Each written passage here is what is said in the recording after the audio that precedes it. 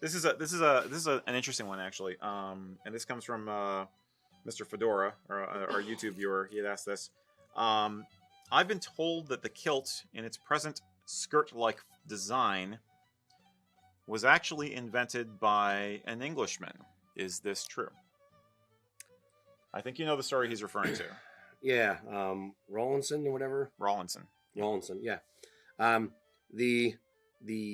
There is some historical evidence, not overwhelming amount, but there's some historical evidence that a gent who was English moved to the Highlands of Scotland. His name was Rawlinson back in the 17 or 18? 1730s at the latest, maybe 1720s. Okay. I forget when the letter was written. That's the evidence, but English guy moved to Scotland, worked as a smelter or something with iron. As an ironworks. Yeah. And basically adopted Highland garb since he was living in Scotland and started wearing a great kilt and realized quickly that, gee, if I didn't wear the top part of the great kilt, I could have freer range of motion and that kind of thing. It was safer. It was safer, yes, all that.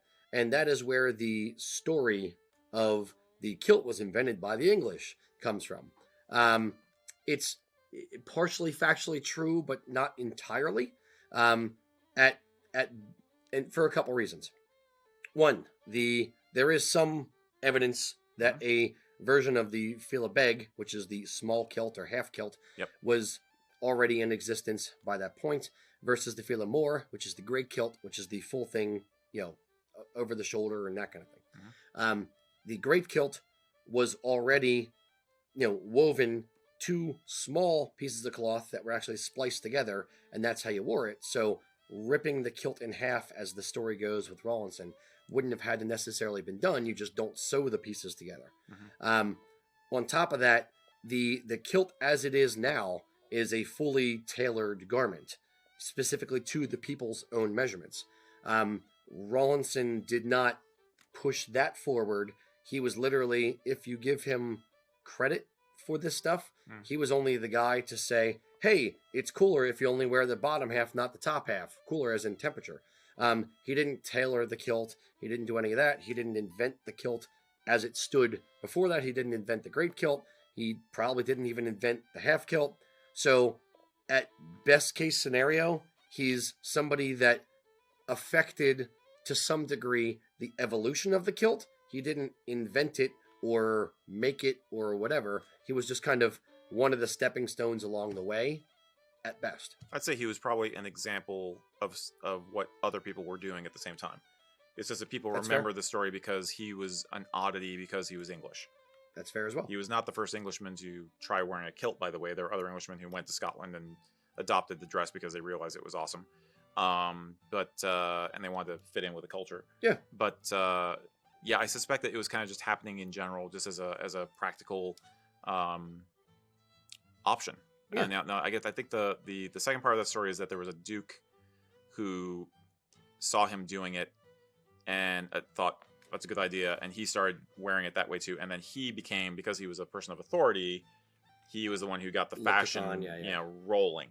But as I recall, there is some evidence from some heraldic art, like displays of coats of arms, where you see a Highlander as one of the supporters of the arms, and they seem to be wearing a fèileadh. It's scanty evidence, as a lot of early kilt history is, and that predates Rawlinson. Exactly. Yes. Yeah. So that's like 1600s. So, okay.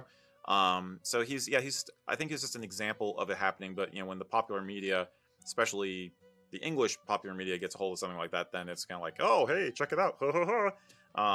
But it's because it's an oddity. It's not like he really did it. Yeah, and there's also the effect of the age of the internet and people wanting to know things, or coming up with stories, or embellishing stories, or misremembering stories, or moving things along. And that's why you got to be careful about what you're reading, what you're taking in, making sure that it's factually accurate, and kind of thinking about things critically, and not just, oh, this is the story my grandpop told me, so it must be true because he was my grandpop and he wouldn't lie to me. He's not lying to you. He just didn't know the facts back then, and then you're just pushing it forward. And I think people like to glom onto stories like that because as a modern culture, we have a tendency to want to look for clay feet on all of our idols. So if you can be the guy who knocks down everybody a peg by saying, well, did you actually know that the kilt was invented by an Englishman? Then you're getting like snide know-it-all points. Yeah, you're thumbing your nose at the Scots and that kind of thing. Yeah. You're bashing down the idol, and therefore you're cool. So there's that. But yeah, it's a mountain out of a molehill, in my opinion. It probably happened. Probably English guy came and wore a fèileadh. I don't think he was the only one. I don't think he was an innovator. And it's certainly not the Scots were not like saying, this Englishman has given us a great idea. You know, how about that? Let's all start drinking tea also. No, it was, they're already drinking tea. Change their accent. Worst Highland accent. The Articles of Union aren't such a bad idea after all. Bully!